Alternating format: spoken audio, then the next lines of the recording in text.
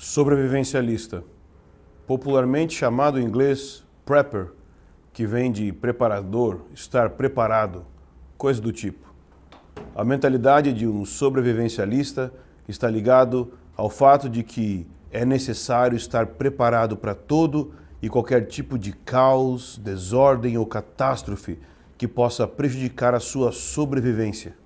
Nesse cenário, podemos considerar catástrofes ambientais, como terremotos e alterações do clima. Quem sabe problemas no clima terrestre, questões de catástrofes provocadas pela própria humanidade, como contaminação biológica, guerra nuclear, ruptura na ordem social e política, como golpes de Estado, guerras civis, colapsos de forma geral na sociedade, ausência de água e energia elétrica, colapsos na economia, confisco de bens, hiperinflação e recessão, emergências sanitárias, pandemias, entre outras coisas. Ao olharmos para esse movimento de forma superficial, não podemos afirmar que estar preparado para tais acontecimentos seja um tipo de pecado ou erro teológico. Contudo, se formos mais a fundo e avaliarmos as motivações que estão levando milhões de pessoas a aderirem ao movimento sobrevivencialista, encontraremos medo de perder a própria vida, medo de sofrer, incapacidade de confiar em outra pessoa além de si mesmo. E isso, para um cristão, é muitíssimo perigoso. Entenda, o problema não está relacionado às táticas de preparação de um sobrevivencialista, como estocar alimentos, se refugiar em fazendas, construir bunkers. Se você acredita que deve fazer isso, se sinta livre.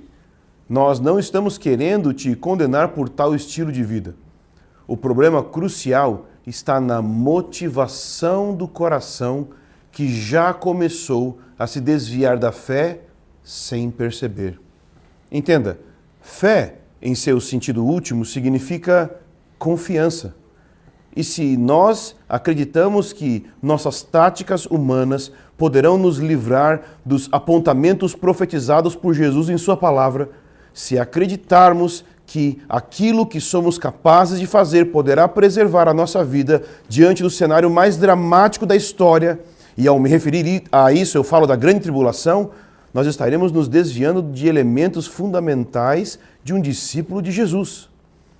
Lembra o que Jesus disse em Mateus 24, a partir do versículo 9? Ele diz: então eles os entregarão para serem perseguidos e condenados à morte, e vocês serão odiados por todas as nações por causa do meu nome. Naquele tempo, muitos me abandonarão, trairão e odiarão uns aos outros, e numerosos falsos profetas surgirão e enganarão a muitos, e por causa do aumento da iniquidade, o amor de muitos se esfriará, mas aquele que perseverar até o fim será salvo. Perceba que o maior problema para Jesus não são terremotos e catástrofes, ou o que ele chama de princípio das dores. O maior problema para Jesus é a apostasia e o esfriamento do amor ao Senhor. E por que essas duas coisas vão acontecer? Elas vão acontecer devido à perseguição, à condenação à morte, ao ódio por causa do nome de Jesus, por causa do engano promovido pelos falsos profetas e o aumento da iniquidade. Ou seja, um cristão sobrevivencialista ainda é um cristão despreparado para o verdadeiro problema, porque o verdadeiro sobrevivencialismo lida apenas com uma superfície da questão, ao se preparar para o que Jesus chama de princípio das dores apenas. E se os nossos esforços estiverem todos voltados somente para a proteção do nosso corpo, nós poderemos deixar de lado a nossa alma vulnerável para a apostasia e ao engano, e o nosso coração pode ficar suscetível à ofensa e ao esfriamento. É por isso que a série Sobreviventes, um guia de resistência à nova ordem mundial foi organizada para ir além da preparação física no fim dos tempos. Nós preparamos 12 táticas fundamentadas nas Escrituras Sagradas para te ajudar a se proteger do maior e verdadeiro perigo para a nossa existência, a ira de Deus. Ouça o que Jesus disse: não tenha medo dos que matam o corpo, mas não podem matar a alma. Antes, tenha medo daqueles que podem destruir tanto a alma quanto o corpo no inferno. Pela primeira vez na história do Centro de Estudos Escatológicos Mascalim, por entendermos que o estudo do fim dos tempos não se limita a discussões somente no âmbito intelectual, mas que deve ter sim total interação com a nossa vida prática, nós queremos te fornecer um guia prático sobre sobrevivência da sua fé diante da perseguição, morte e engano e aumento da iniquidade. Você vai ter contato com uma escatologia pastoral que visa proteger as ovelhas do corpo de Cristo dos verdadeiros lobos escatológicos. Hoje nós vamos começar a trilhar uma jornada de 3 dias de preparação. E em cada episódio da nossa série, nós vamos abordar 4 táticas de sobrevivência e todas elas possuem o mesmo grau de importância diante do cenário escatológico. Então, por isso, lembre-se de que nós estamos em uma série. São 3 episódios, no qual você só vai entender o quadro completo no final do último episódio. Então, entenda uma coisa: não se preparar ou deixar para se preparar depois, só no fim, é escolher ser como uma daquelas 5 virgens que deixaram para comprar óleo somente no momento em que ouviram o grito do noivo quando ele tinha chegado, ou seja, só no fim. E naquela hora as lâmpadas já estavam se apagando, suas almas já não tinham mais como ser edificadas. Então, agora se ajeita aí numa posição confortável. Inclusive aproveita e envia essa aula, envia essa live para alguém que precisa se preparar também. E seja bem-vindo à série Sobreviventes, um guia à nova ordem mundial, um guia de resistência à nova ordem mundial.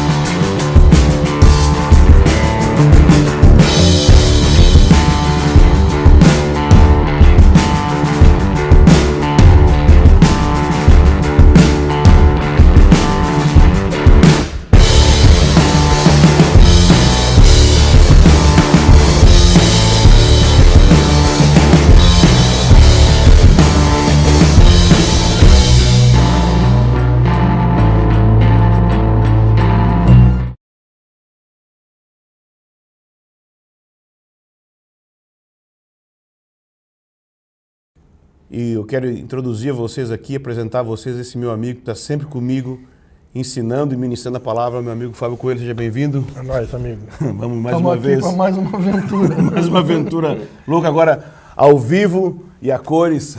Vamos lá. Vamos lá. Gente, é uma alegria estar participando de mais uma produção da Mascalim. Eu gostaria de dizer a todos aqui que vocês são honrados por terem à disposição uma plataforma como a Mascalim. Quando a gente começou a estudar sobre o fim dos tempos e o dom da profecia, era muito difícil ter acesso a materiais do tipo que os membros da Mascalim têm acesso hoje. E é um sonho realizado, né, Ângelo? Poder proporcionar isso para o Brasil por meio de conteúdos de tanta qualidade, muitas vezes só encontrados no exterior, que agora estão disponíveis em português. Graças a Deus, graças a Deus. Bom, quem dera a gente tivesse uma plataforma dessa para estudar quando a gente começou, mas Deus sabe de todas as coisas. Agora, você que está tendo acesso a tudo isso, valorize, porque isso é raro.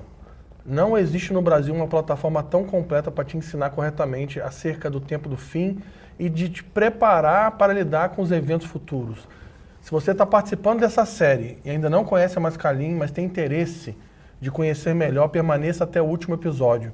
Nele você terá a oportunidade de conhecer mais a respeito do nosso centro de estudos e de se tornar membro com uma condição especial. Fique ligado.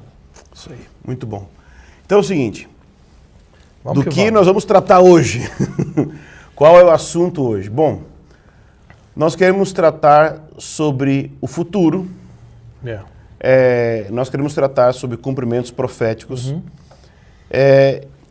E deixa eu ser claro com você qual é o nosso pensamento aqui. Muitas vezes quando a gente vai tratar de escatologia, vai tratar de fim dos tempos, o assunto ele gira muito em torno sobre o que vai acontecer. Por exemplo, como vai ser o anticristo, como vai ser os eventos futuros. E a gente observou que existe um problema, que é um problema moral, ético no estudo. Qual é esse problema? É quando a pessoa observa a profecia futura, mas ela consegue descolar o estudo da profecia do elemento moral. E é o que a gente chamou no início aí de escatologia pastoral, né? Ou seja, ela consegue descolar o estudo teológico de uma vivência prática. Por quê? Ora, é bem fácil de entender. Se o anticristo, na teologia da pessoa, né, vem daqui a muitos anos, ou mesmo a volta de Jesus, se a volta de Jesus vai acontecer daqui a muitos anos, então parece que muitas vezes não tem uma aplicação direta na minha vida hoje. E eu queria mostrar para você, eu e o Fábio queríamos mostrar para você hoje, uma profecia que tem implicações para o dia de hoje. E essa profecia, que está em Mateus 24, ela vai estar presente, ela vai moldar o pensamento de tudo que nós vamos falar nesses 3 dias.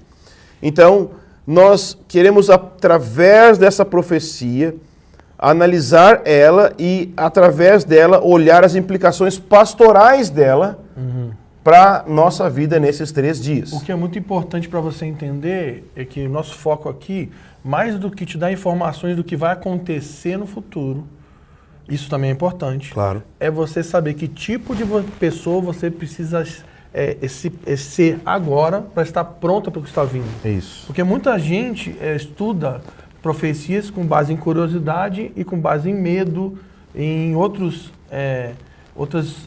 entendimentos. Mas o nosso objetivo aqui, mais do que você saber tudo o que vai acontecer, é que tipo de pessoa você precisa ser agora, para estar pronto para aquilo que está vindo. Então, assim, algumas coisas que você precisa entender. Um dia o dia do juízo virá. Todo mundo vai ter o dia do juízo, vai estar diante do dia do Senhor. Mas você pode experimentar esse dia adiantado.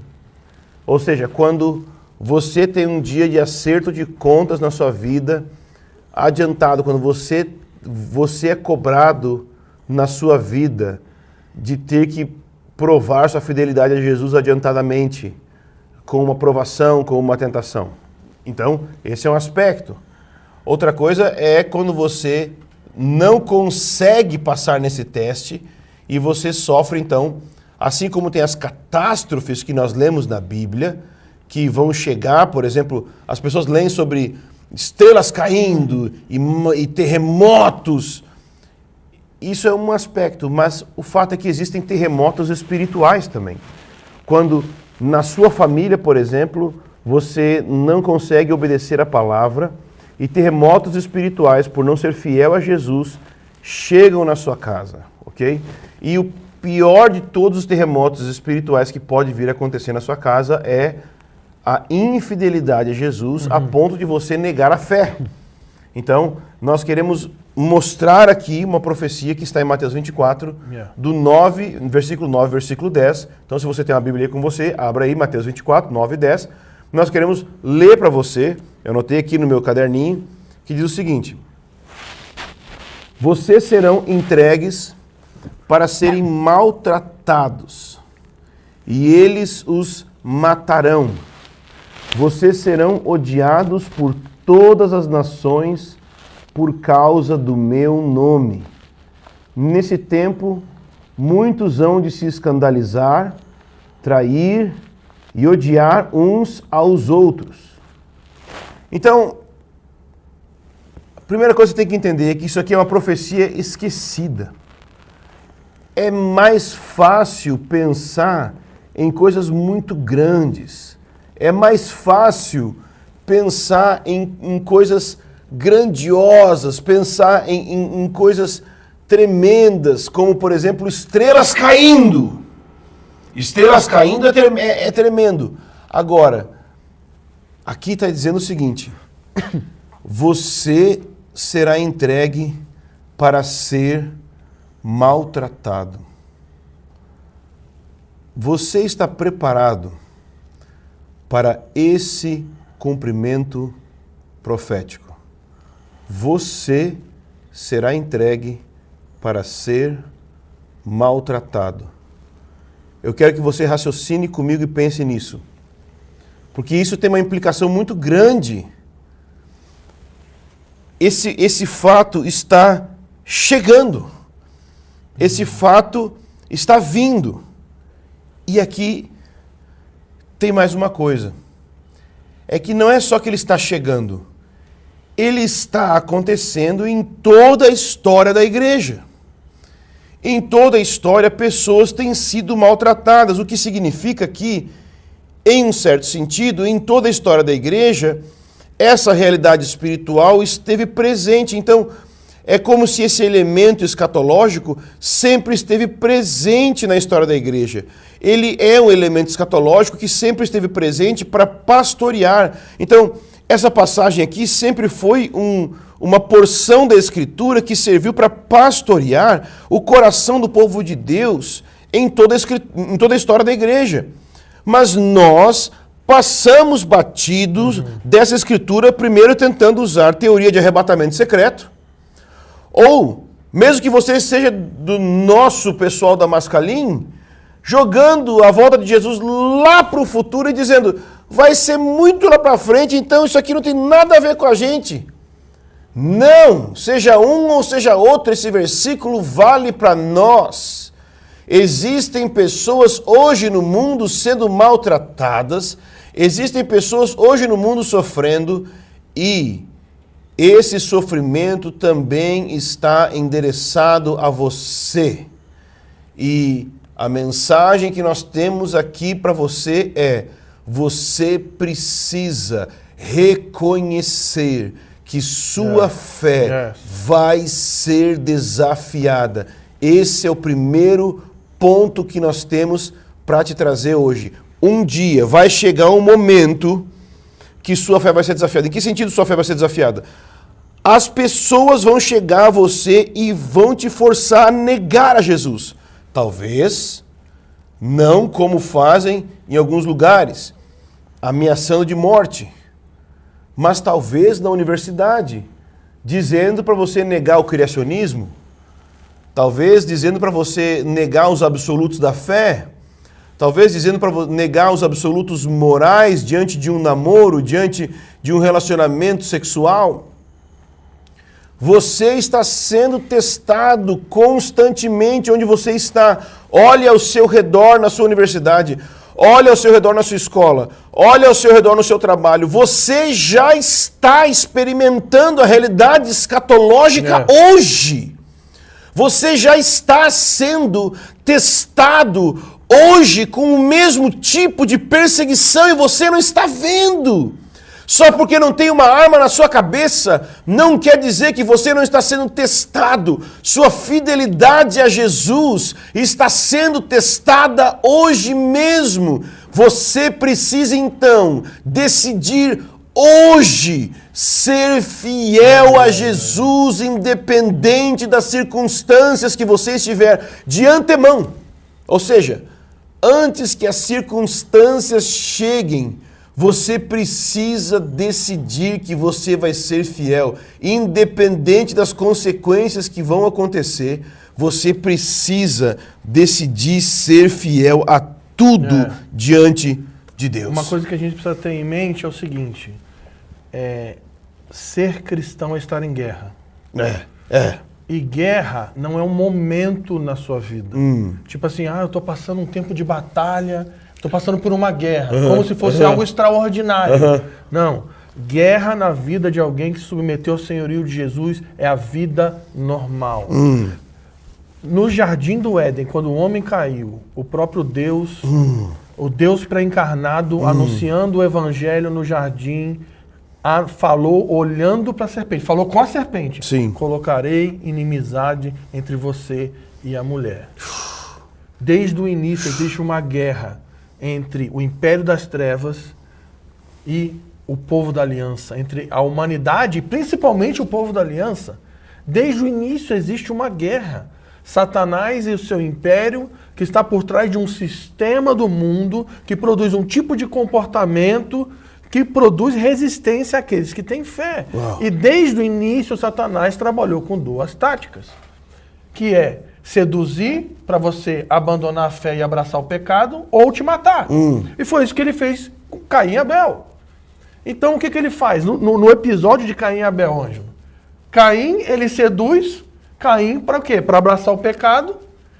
E Abel, como era um homem justo, o que ele faz? Ele mata. Ele mata. Então, desde o início, Satanás está trabalhando para pressionar pessoas para que elas abandonem a fé e abracem o pecado. E se isso não acontece, o que ele faz? Ele mata. E o que você vê E hoje? foi exatamente isso que ele tentou fazer com Jesus. E é o que você vê hoje. No Ocidente, você tem sedução e moralidade. E no Oriente, você tem o espírito de morte atuando. Então, você olha para o Oriente e você vê tudo o que está acontecendo, tudo que aconteceu em Israel com o islamismo e todo aquele espírito de morte, e você fica apavorado. Mas você não está vendo que o espírito de sedução e imoralidade é o mesmo espírito atuando na sua vida. É o mesmo poder por trás das duas realidades. É a mesma coisa. E você tem que se preparar e se manter fiel diante de Jesus. Por quê? Porque se você não está com uma arma na sua cabeça, a imoralidade sexual ou o negar os parâmetros absolutos da palavra de Deus, talvez não é com sexualidade, mas com outros tipos de sedução, como dinheiro e poder, é a mesma coisa, é a mesma realidade que está atuando na sua vida hoje. Então, só para a gente colocar aqui o primeiro ponto, para quem está anotando aí.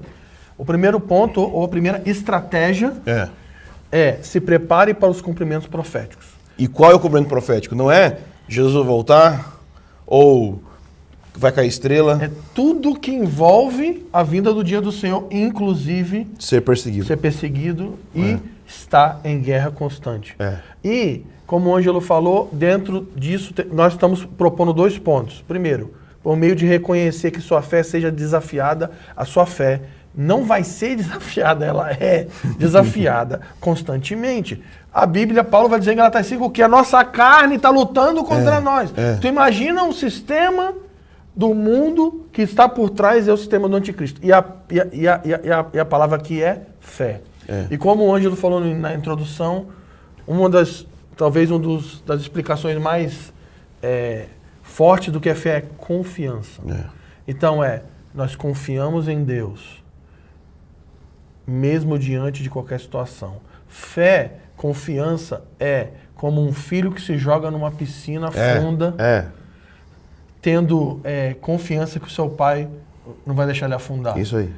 Então, nós estamos nos jogando num negócio chamado Dia do Senhor. Isso aí. Fim dos tempos. Onde vai ter avivamento, vai ter igreja gloriosa, vai ter poder, vai ter sinais e maravilhas, vai ter 2 testemunhas, vai ter companhia profética global, mas ao mesmo tempo vai ter martírio, perseguição, anticristo, falso profeta, vai ter as nações colapsando e rompendo as suas estruturas com Deus, e nós precisamos confiar que Deus é fiel para nos guardar. E talvez você está pensando nisso lá no futuro. Mas nós estamos querendo trazer isso para o seu hoje. Então, o segundo ponto que a gente quer tentar construir um mosaico na sua mente, o segundo ponto é se prepare para ser fiel. Ou seja, as nações vão nos odiar. As nações vão nos perseguir. Então, o que eu preciso? Eu preciso de antemão estar preparado para ser fiel. O que isso significa? Na prática. Na prática. Bom, eu tenho que estar preparado para ser fiel porque a tentação que vai chegar na minha vida é a tentação na direção de ser infiel. Ok? Então, olha o que ele diz. Vocês serão entregues para serem maltratados, e eles os matarão. Vocês serão odiados por todas as nações, por causa do meu nome. Nesse tempo, muitos vão se escandalizar. Qual é o contexto aqui? Ou melhor, qual é a ligação de ser maltratado, ser odiado, se escandalizar? A perseguição vai causar ofensa e desvio. Aqueles que vão desviar por causa da pressão da perseguição. Então, você vai ter muitas pessoas que não vão desviar e vão ser mortas.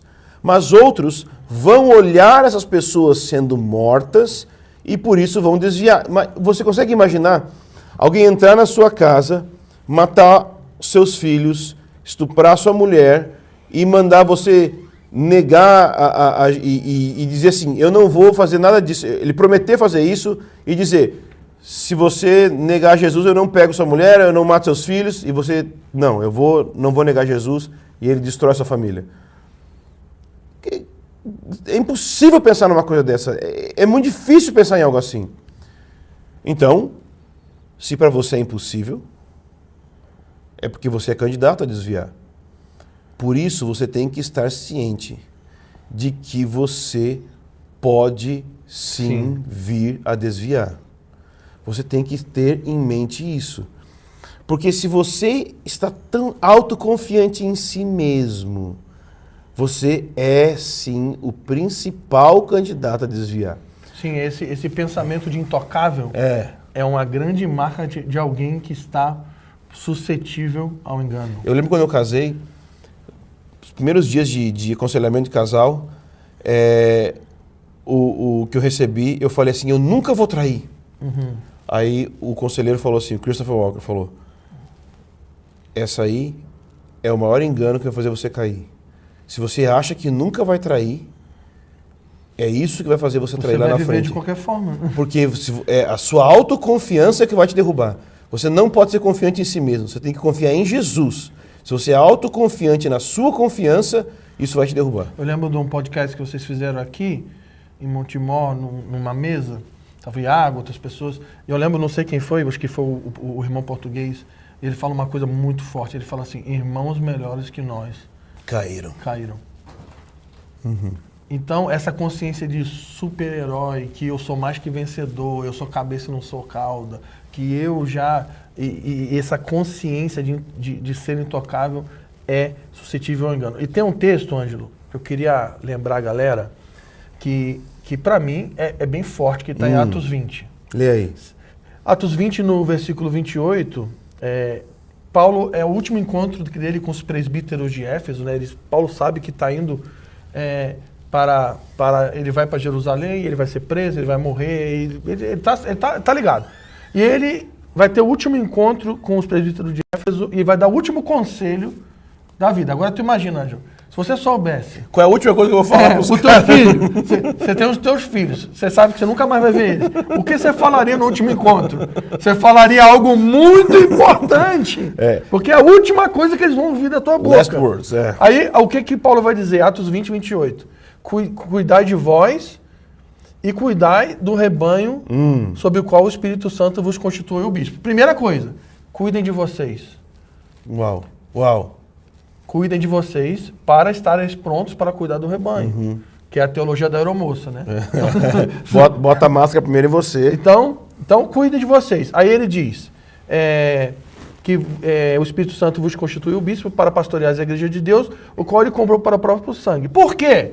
Aí agora ele diz no 29, eu sei que depois da minha partida entre vós penetrarão lobos vorazes, ou seja, falsos profetas, que não pouparão o rebanho, e que dentre vós mesmos se levantarão homens falando coisas pervertidas para arrastar os discípulos para si. Agora, pausa. Se entre os discípulos de Paulo, os presbíteros de Éfeso, que lideraram um avivamento em Éfeso, que está descrito na Bíblia, Paulo está dizendo, ele está afirmando que entre eles líderes iriam se desviar e se tornar falsos profetas, queriam trazer engano. O que pode acontecer nas nossas comunidades, Ângelo? São os discípulos de Paulo. Eu sei que depois da minha partida, entre vocês se levantarão lobos vorazes. É a igreja que Paulo plantou, que ele ensinou, ele discipulou. Ele ficou 2 anos na escola de Tirano. É a igreja de Éfeso de Efésios.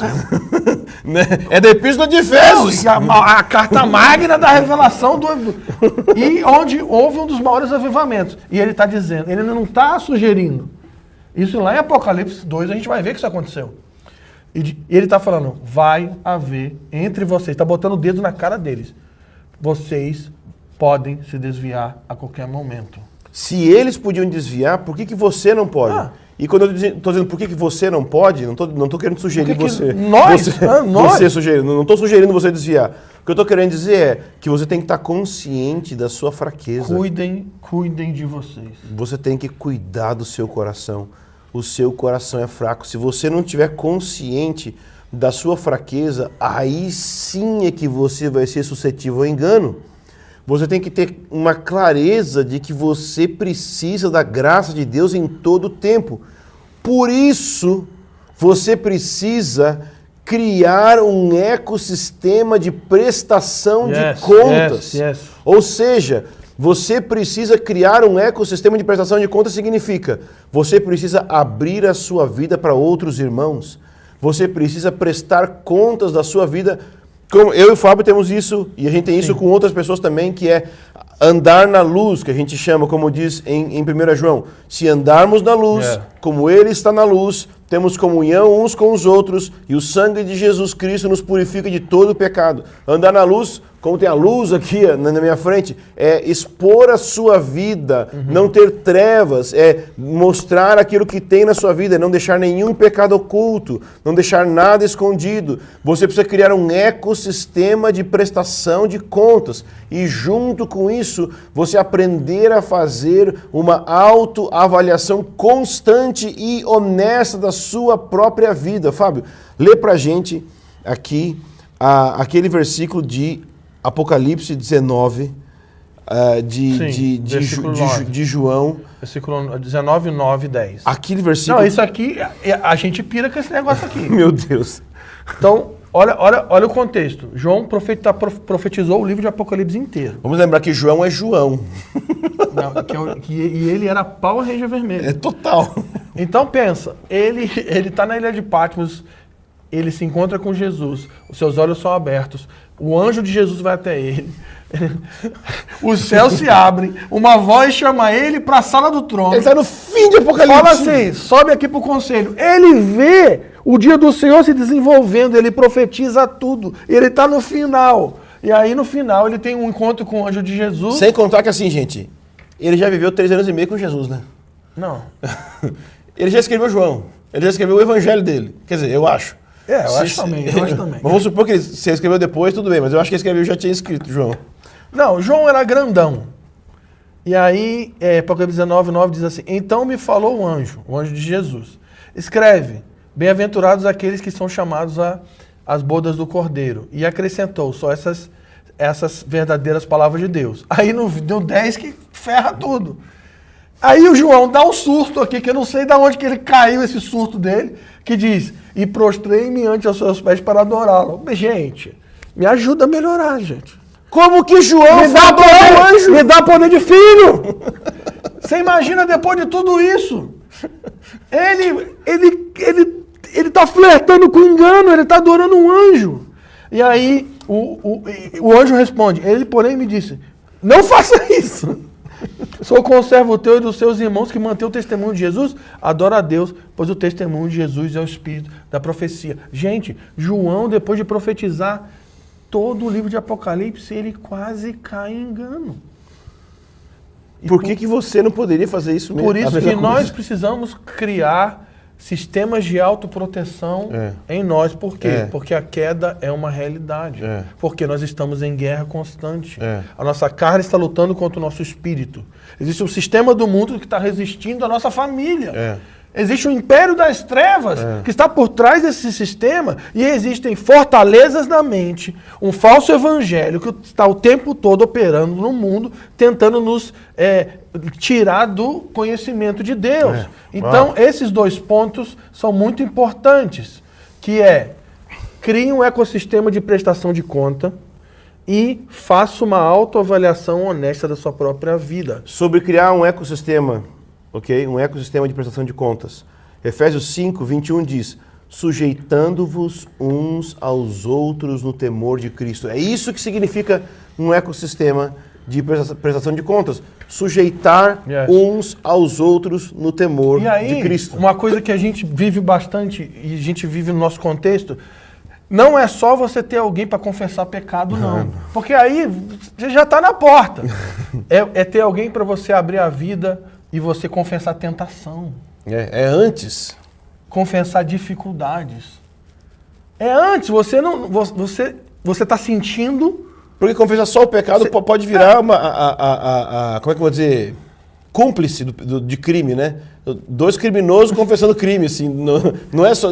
Porque ele pode não ter o temor do Senhor na confissão. É porque quando você chega a confessar o pecado, aí a gente tem que lidar com o pecado, tem que lidar com disciplina, tem que lidar com correção, tem que lidar com a tua família, tem que talvez tirar você do ministério. Então, assim, as consequências são graves. Nós estamos falando aqui antes do engano, antes do pecado.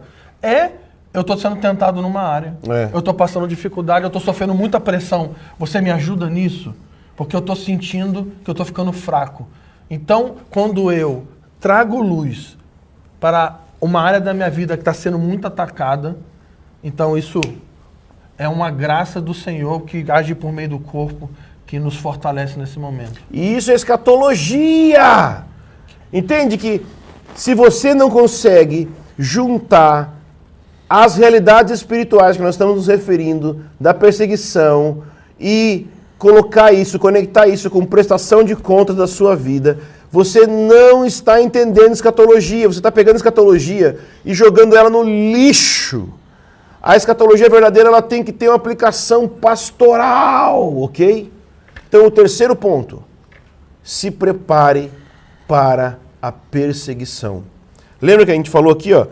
Vocês serão entregues para serem maltratados e eles os matarão. Vocês serão odiados por todas as nações por causa do meu nome. Então, nós precisamos estar preparados para a perseguição. E perseguição, gente, lembra o quê? Medo. A gente tem medo de ser perseguido, né? A gente tem medo de sofrer. Então, a primeira coisa que eu quero te aconselhar é, já que nós vamos ser perseguidos, nós precisamos colocar diante dos nossos olhos nossos medos. Nós precisamos estar cientes dos nossos maiores medos. Por quê? Porque você tem medo hoje, talvez, de ser rejeitado. Sim. E esses pequenos medos de rejeição hoje vão crescer para se tornarem medos maiores que vão te levar lá na frente a negar a Jesus. Então o que nós precisamos? Nós precisamos perceber quais são os nossos medos agora para confrontar eles com o temor do Senhor. Por isso que o ponto anterior fala de uma autoavaliação honesta da nossa vida. Ok. Como que eu vou saber quais são os meus medos se eu não tiver uma autoavaliação honesta? É verdade. Ou seja, vamos colocar da seguinte maneira. Existe o temor dos homens e o temor do Senhor.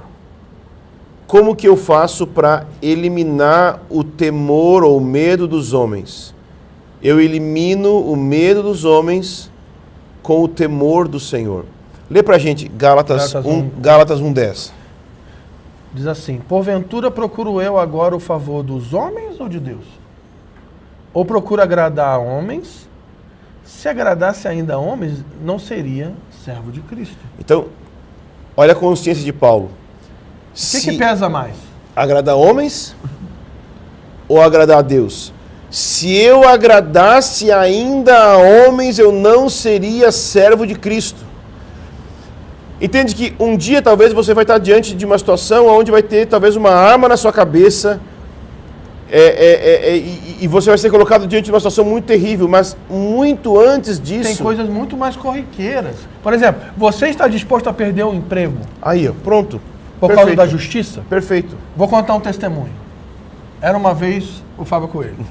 Eu trabalhava numa empresa, a gente trabalhava com venda de tecnologia, e uma vez o Ângelo veio uma empresa com a gente era parceira, um americano, a gente foi almoçar na churrascaria, e ele me deu uma missão para atrair clientes no Rio de Janeiro para as grandes empresas. Ele falou assim, Fábio, eu vou pagar aqui, vou te dar um dinheiro, você vai contratar o Barco do Amor, vai chamar os 12 gerentes de tecnologia das 12 maiores empresas do Rio de Janeiro e vai levar eles para o Barco do Amor e lá você vai vender a tecnologia para eles. E eu fiquei na mesa de churrascaria me perguntando, o que é o Barco do Amor?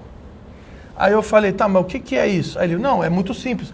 A gente vai contratar um iate na Baía da Guanabara, 12 homens, 20 prostitutas. Nossa. Você vai entrar nesse barco com eles, você vai deixar eles fazerem tudo, depois que acabar você vai fazer uma reunião com eles e vai vender para eles. E eu falei, eu não vou fazer isso. E ele falou, você tem que fazer porque eu estou mandando. E eu falei, eu não vou fazer. E nós ficamos nessa briga. E eu falei, se você quiser, você me manda embora. E aí ele não tinha poder para isso. E eu não fiz e até hoje eu não participei disso. Mas a questão é, se eu fizesse aquilo e vendesse para 12, eu ia ganhar mais de 100 mil reais de comissão. Mas eu decidi falar não. Mas a pergunta esse exemplo é muito... mas é exatamente esse exemplo. Você está disposto a perder o emprego? Você está disposto a ser rejeitado pela sua família, pelos seus parentes, por causa do testemunho de Jesus? Porque às vezes fala, vamos botar a arma na tua cabeça. Aí o cara fala, parece um pouco distante. Lá na frente, exatamente. Mas tem coisas muito aqui. Isso. Mas faz sentido assim? O meu pastor, hoje nosso pastor, Harold. o Harold Walker, ele sempre falava uma frase que é, ninguém tem rompante de mártir. Ou seja, ninguém acorda de manhã cedo e é um mártir do nada. Não. O mártir, ele nasce como consequência de uma série de decisões que são tomadas no dia a dia. Então não vai ser do dia para a noite que você se torna alguém que tomou grandes decisões pelo reino de Deus. Mas é o conjunto de pequenas decisões no dia a dia que você toma que te levam a grandes decisões no reino de Deus. E infelizmente o contrário também é verdadeiro. Pequenas decisões para o lado contrário do reino de Deus vão te levar a grandes decisões contrárias. Pequenas concessões autorizam a serpente a modelar o seu coração. E o próximo ponto. E esse ponto, talvez a gente não está muito acostumado a pensar nele, mas ser forte. O Senhor disse para Josué, quando Josué tinha que assumir a liderança do povo de Deus, depois que Josué morreu, o Senhor disse para Josué, seja forte e corajoso, porque você vai fazer esse povo herdar a terra. E ser forte aqui me lembra muito aqueles competidores das Olimpíadas que fazem o seu corpo submisso a todo tipo de exercício, submisso a todo tipo de disciplina, eles suportam a dor, eles suportam o sofrimento, e eles se fortalecem, e eles desenvolvem uma capacidade de resistência. E interessante aqui no texto, vou ler, Josué 1,7 diz assim, seja forte e corajoso. Agora como? Esse é o ponto. Seja forte e corajoso para teres cuidado de fazer segundo toda a lei que o meu servo Moisés te ordenou. Dela não te desvie nem para a direita nem para a esquerda, para que seja bem sucedido por onde quer que andares. O que ele está dizendo? Se você se submete à lei de Deus, se você se submete à palavra do Senhor, você é fortalecido, então você é próspero em tudo que você faz. Então essa força, essa coragem não tem a ver apenas com o teu esforço interior. Não tem a ver com as tuas emoções. Eu tenho, como é que é? Emoções seria Sou colérico. Se é colérico, se é fleumático. Não. Tem a ver com coragem para obedecer à voz do Senhor. Isso nos fortalece nos tempos difíceis. Então, você precisa se preparar cada vez mais para mais e mais perseguição. Isso você vai fazer estudando sobre martírio. Você precisa estudar, por exemplo, a história dos mártires, ok? Estude a história dos mártires. A história dos apóstolos.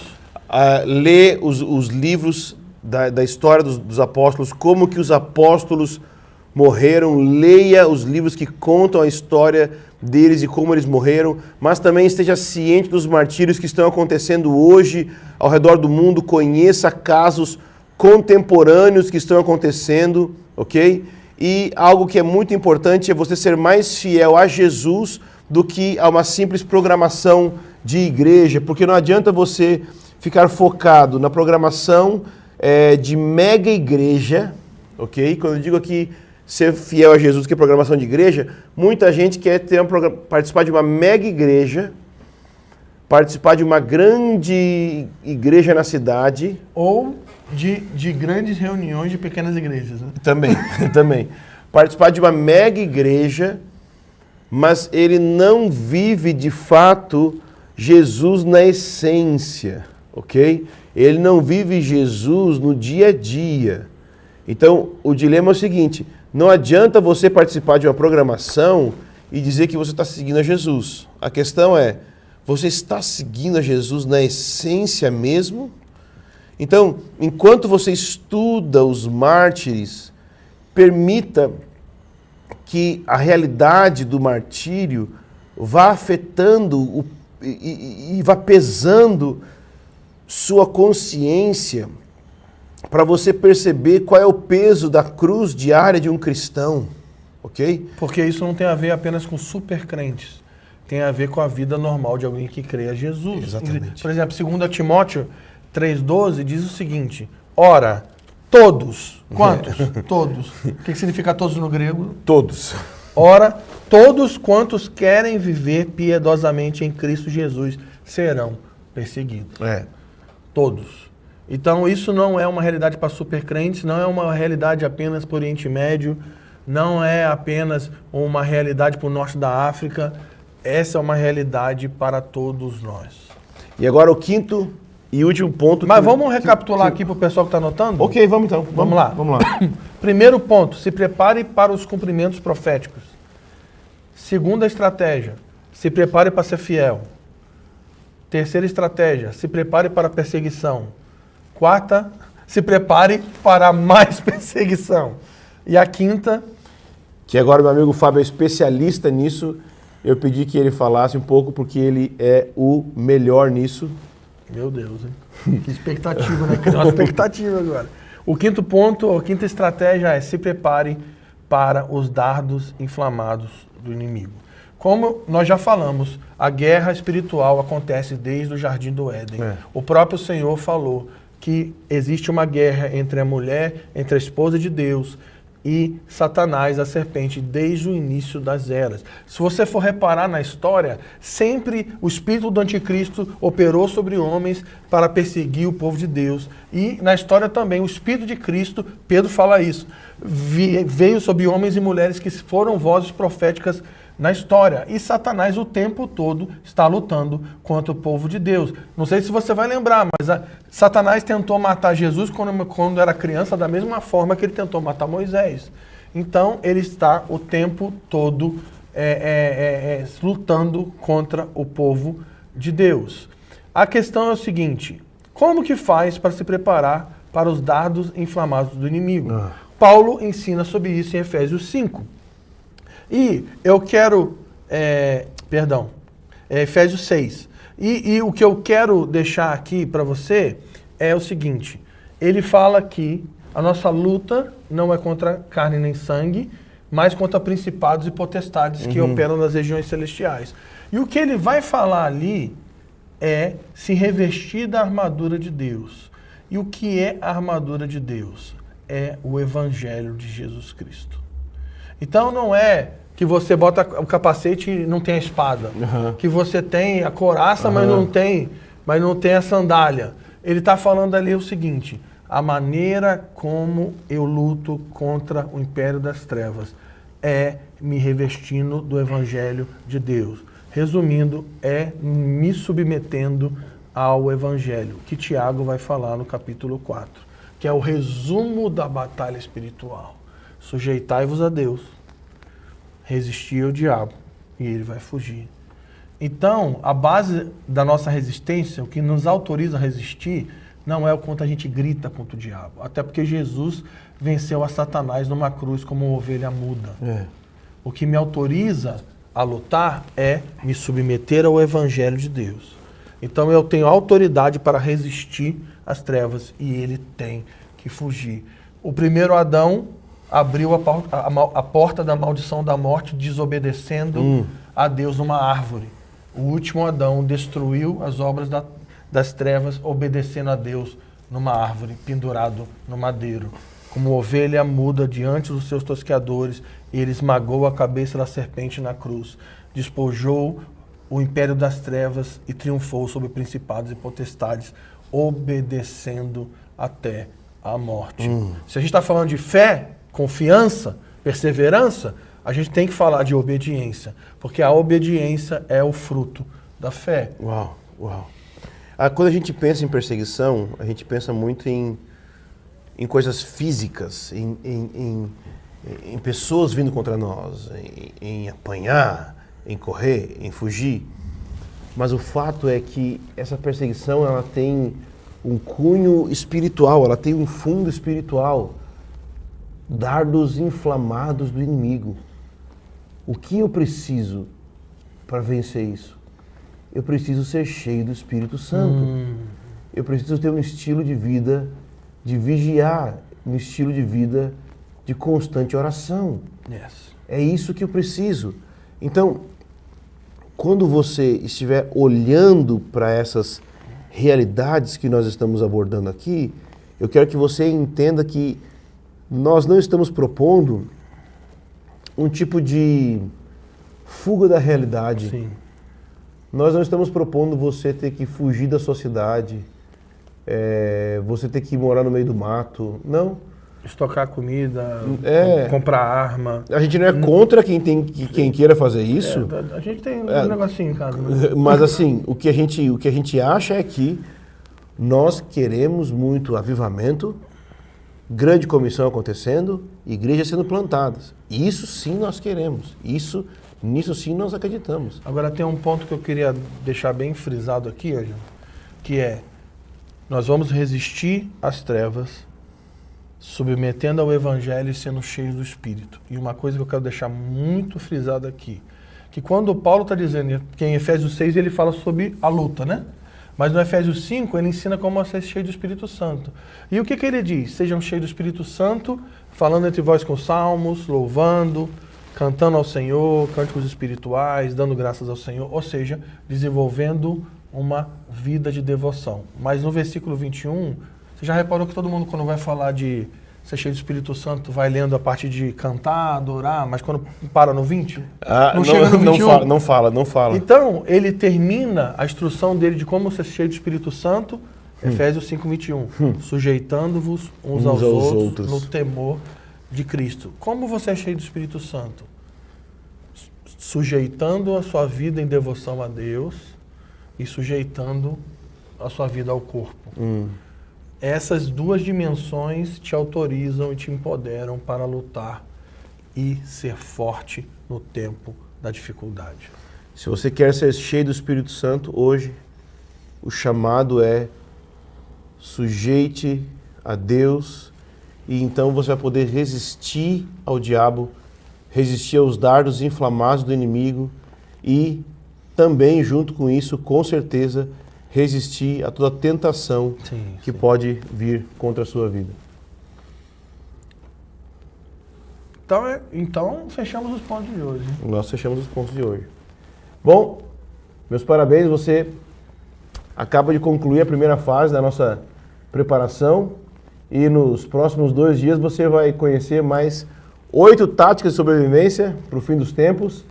E essas táticas, elas vão se encaixando uma nas outras como se fosse uma espécie de estrutura espiritual que nós vamos construindo nesses dias. E amanhã nós vamos abordar aspectos bem diferentes dos de hoje, para que a gente possa ir desenvolvendo a sua preparação, e nós vamos indo lidando com isso diretamente, como se fosse uma operação contrária Sim. ao diabo e também dos falsos mestres, dos falsos profetas. Então, Sim. saiba que o anticristo ele vai ser um líder com influência militar, política, religiosa, econômica, e nós precisamos nos preparar e saber lidar com os desafios que são provenientes de cada cenário. Então, com isso, eu não quero dizer que a igreja vai estar acuada diante dos avanços das trevas, porque nós cremos que no último, que vai ter o maior derramado do Espírito Santo que já aconteceu no mundo. Então, nós vamos estar cheios do Espírito Santo, a igreja vai ser mais intensa que a igreja primitiva. A igreja primitiva enfrentou açoites, a igreja primitiva enfrentou perseguição, enfrentou zombaria, enfrentou martírio, enfrentou tudo isso, mas nós precisamos também estar preparados como a igreja também esteve. Então, no final dessa era, tudo vai nos empurrar para apostasia, esfriamento, e é por isso que o seu homem interior, o seu espírito, precisa estar preparado. A sua alma vai depender da força do seu espírito diante das adversidades que virão de todos os lados. Então, lembre-se de que nós estamos falando do tempo mais dramático de toda a história, onde o mundo como nós conhecemos será completamente abalado e a nossa fé precisará se desenvolver a ponto de se tornar inabalável. Então, não negocie a sua preparação. E se você se interessou por saber mais a respeito do Centro de Estudos Escatológicos da Mascalim, a partir de agora, a nossa equipe estará enviando um link no chat para um grupo especial preparado para tirar as dúvidas a respeito da nossa plataforma. Se você tem o desejo de obter mais informações, não hesite em entrar no grupo, e ao entrar, você estará não está fazendo nenhum tipo de compromisso. Se você entrar no grupo agora, você não está comprando nada, adquirindo nada, não fica preocupado com nada disso, ok? Você vai estar fazendo contato com nossos amigos e vai estar recebendo informações a respeito do centro de estudos. Isso vai ser uma forma de compensar aqueles que estão mais interessados, ok, em receber informação, e você vai receber informações exclusivas para, se você desejar, se tornar membro do Mascalim. Por isso, não perca tempo, entra já no grupo dos super interessados. Bom, espera amanhã, às 20 horas, para o episódio 2. Compartilhe esse episódio com a sua igreja, com seus irmãos da fé. E no último dia da nossa série, você vai entender o quão importante será ter relacionamentos íntimos com pessoas alinhadas e preparadas com você para o tempo do fim. Deus te abençoe.